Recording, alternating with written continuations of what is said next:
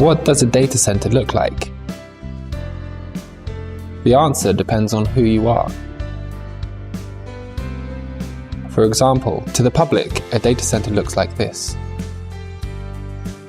To the installation personnel, a data center looks like this. To the IT engineers, a data center may look like this. To the network engineers, a data center looks like this.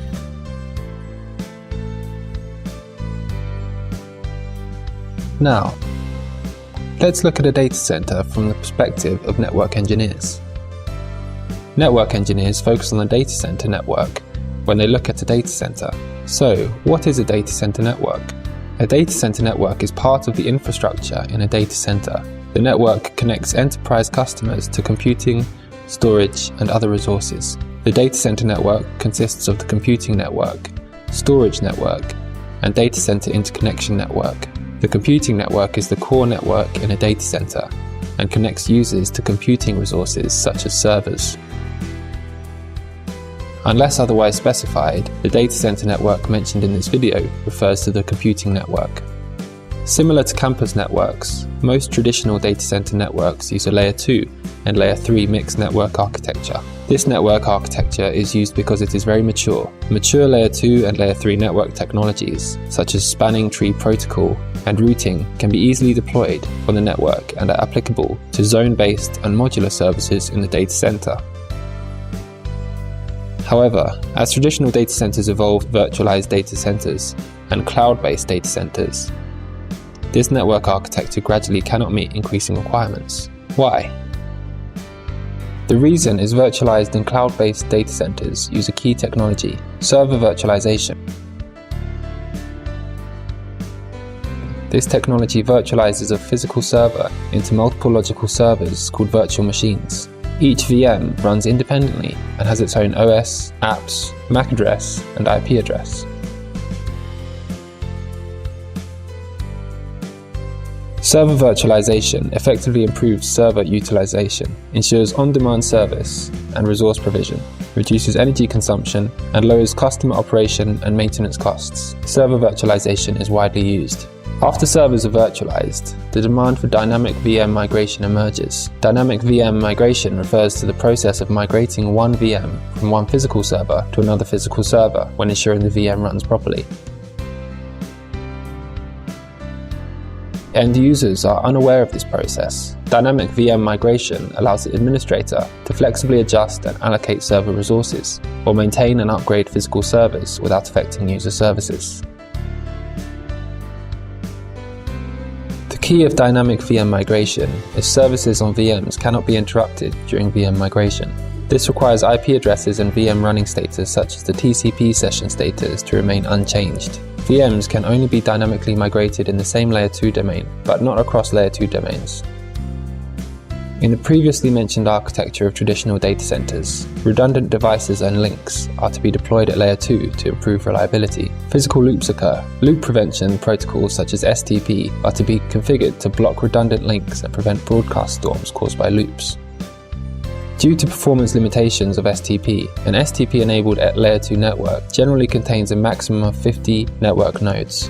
Dynamic VM migration can only be performed within a small area and is restricted. Dynamic VM migration in a large area or even cross areas requires all servers involved to be included in the same Layer 2 network domain to form a large Layer 2 network. VMs then can be migrated to a large area smoothly. This large Layer 2 network that facilitates VM migration in a large area anytime, anywhere is called a large Layer 2 network. As mentioned above, a large Layer 2 network cannot be constructed using STP. New technologies are required. Currently, large Layer 2 networks are constructed using the following types of technologies, with various principles and application scenarios.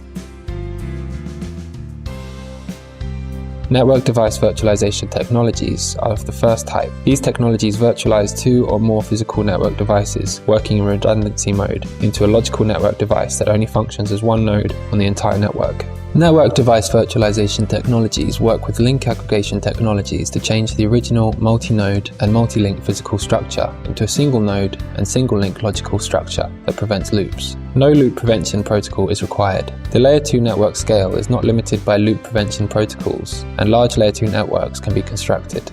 Major network device virtualization technologies include the cluster switch system for modular switches, intelligent stacking for fixed switches, and super virtual fabric for mixed stacking of modular and fixed switches, as well as stacking of fixed switches. Large Layer 2 networks constructed using network device virtualization technologies feature simple, logical network structure and easy management and maintenance.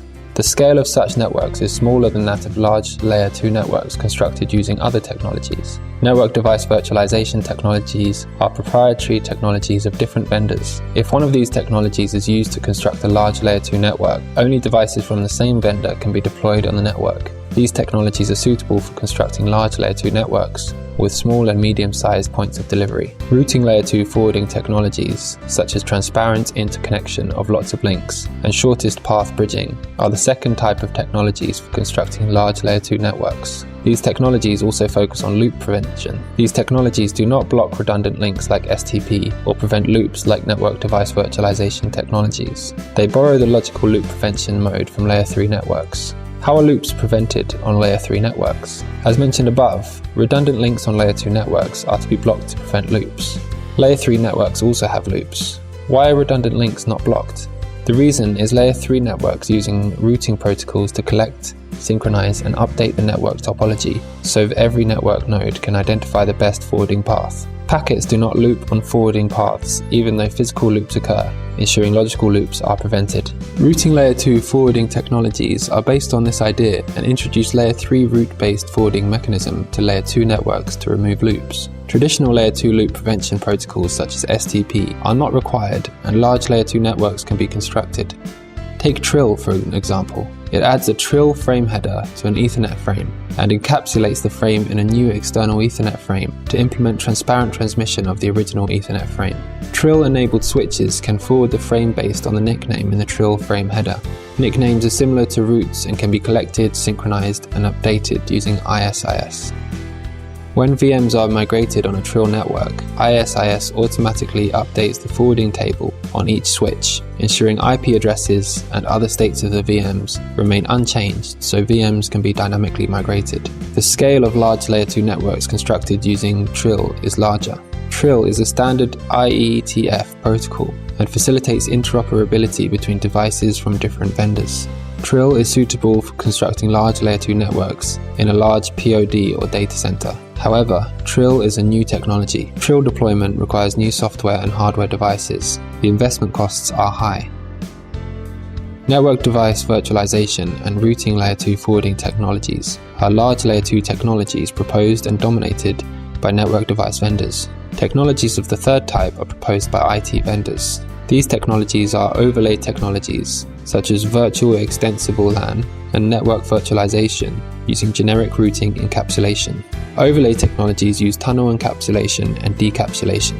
These technologies encapsulate original Layer 2 packets sent by a source host, transparently transmit the packets on the existing bearer network, decapsulate the packets on the destination, and forward the decapsulated packets to the destination host. The source and destination hosts then can communicate at Layer 2. These technologies use tunnel encapsulation and decapsulation to overlay a large Layer 2 network on a bearer network. These technologies are called overlay technologies. Overlay technologies virtualize the entire bearer network into a super large Layer 2 switch. Each VM directly connects to a port of this switch. No loop occurs. During dynamic VM migration, the VM is migrated from one port to another port, and its status remains unchanged. IT vendors propose overlay solutions such as VXLAN from VMware and NVGRE from Microsoft. The reason IT vendors propose such solutions is that they want to end technical dependency on network device vendors and independently construct large Layer 2 networks. In overlay solutions, the bearer network only needs to provide basic switching and forwarding capabilities. Encapsulation and decapsulation of original packets are performed by VMs on servers and do not depend on network devices. Take VXLAN as an example. VXLAN uses the MAC in UDP encapsulation mode. A virtual switch adds a VXLAN frame header to a layer 2 data packet sent by a VM, adds a UDP header to the packet, and encapsulates the packet in an IP header and an Ethernet frame based on IP addresses and MAC addresses on the bearer network. The bearer network only needs to forward the packets based on common layer 2 and layer 3 forwarding processes. Overlay technologies do not depend on the bearer network and fully use the existing basic network to construct a large layer 2 network. They also have obvious advantages in support for SDN and multi-tenant. Overlay technologies are the hottest large layer 2 network technologies and can construct large layer 2 networks for a data center or across data centers. Constructing a large layer 2 network involves two control planes of the overlay network and underlay network. Network management, maintenance, and fault location become more complex. Operation and maintenance workload is more heavy. The last type is Ethernet Virtual Network technology. EVN is not for constructing a large layer 2 network in a data center, but is for implementing cross-data center layer 2 interconnection. Traditional technologies for layer 2 interconnection between data centers include virtual private LAN services and enhanced VPLS over GRE. These technologies have problems such as complex configuration, low bandwidth utilization, high network deployment costs, and high network resource consumption.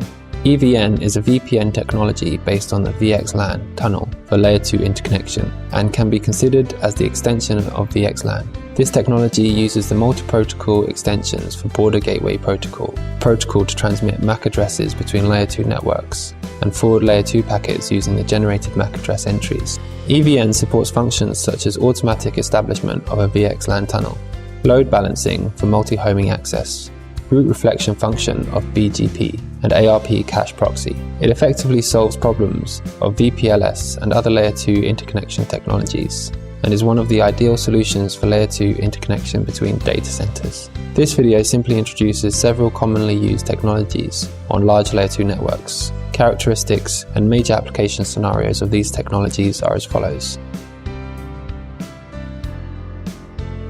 For more information, visit e.huawei.com.